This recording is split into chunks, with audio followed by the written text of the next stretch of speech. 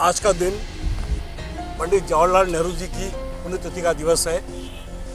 आज में हम लोग सभी उनको श्रद्धासुमन अर्पित करते हैं और याद करते हैं उस शख्सियत को जिस शख्सियत ने 26 जनवरी 1930 पे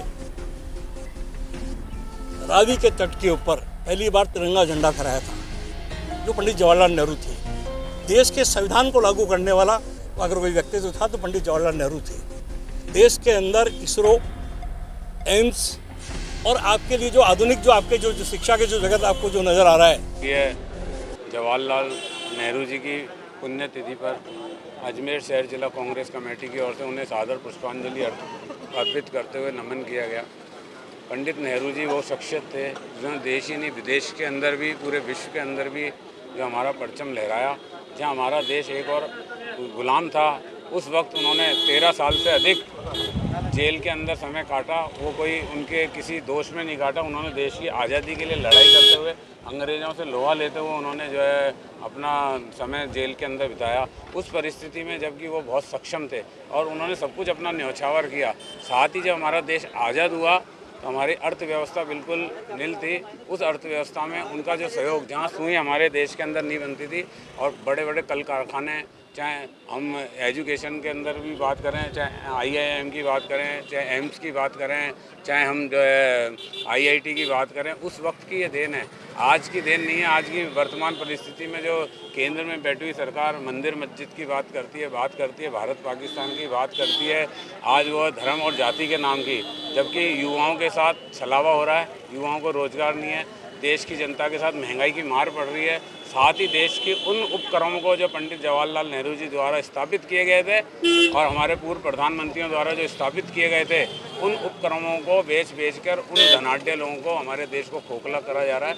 हम उनसे यही कहते हैं कि सीख लें आप पंडित नेहरू जी से कि किस परिस्थिति में उन्होंने अपने देश को खड़ा किया और हमारा देश जो है, देश के अंदर एक, पूरे विश्व के अंदर एक विकसित देश के रूप में, पूरे देश के अंदर जो है हमारे देश का एक ताकत के रूप में जो उभर के आया, वो उन्हीं की देन है। अभी वर्तमान परिस्थिति में इन्हें सबक लेना चाहिए कि पंडित नेहरू जी के बताए हुए मार्ग पर चलकर देश को एकता, अखंडता और सुदृढ़ और मजबूत करने में अगर योग।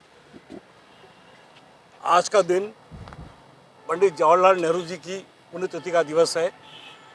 आज में हम लोग सभी उनको श्रद्धासुमन अर्पित करते हैं और याद करते हैं उस शख्सियत को जिस शख्सियत ने 26 जनवरी 1930 पे रावी के तट के ऊपर पहली बार तिरंगा झंडा फहराया था, जो पंडित जवाहरलाल नेहरू थे। देश के संविधान को लागू करने वाला अगर कोई व्यक्तित्व था तो पंडित जवाहरलाल नेहरू थे। देश के अंदर इसरो, एम्स और आपके लिए जो आधुनिक जो आपके जो शिक्षा के जो जगत आपको जो नज़र आ रहा है, उसका कोई जनक है तो पंडित जवाहरलाल नेहरू है। अगर मैं आज याद दिलाना चाहता हूँ कि चाहे हमारा बाबा इलेक्ट्रॉनिक जो है कि बोले कि वो हो, या परमाणु संयंत्र हो, या बाखड़ा नागल हो, या नागार्जुन हो, कि तमाम जब लोगों का शिलान्यास कर रहे थे, एक बात उन्होंने कही थी, ये हमारे आधुनिक भारत की मंदिर और मस्जिद हैं जो विकास के स्तंभ होंगे। उस शख्सियत ने आज मैं आपके माध्यम से कहना चाहता हूँ कि व्हाट्सएप यूनिवर्सिटी में जो लोग काम करते हैं, उनको पता नहीं कि उनका इतिहास क्या था। जो आदमी जिनके इतिहास के बारे में जानकारी नहीं होगा, अगर मैं अपने दादा के बारे में अगर कटु आलोचना करूँगा कि मेरे दादा ने एकमात्र उसका कच्चा मकान था, मेरे पिताजी ने पक्का मकान बना दिया और आज अगर मैं फार्म हाउस में रह रहा हूँ, तो भैया ये सीधी बात है, पर देन तो उसी दादा की है।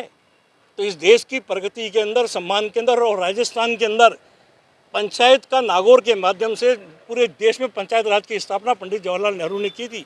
ऐसी शख्सियत को मैं नमन करता हूँ, नमस्कार करता हूँ और तमाम लोगों से अपील करता हूँ कि हम लोग अपने पूर्वजों का सम्मान करें ताकि हमारा वर्तमान भी सुखद हो और भविष्य भी हमारा सुखद हो।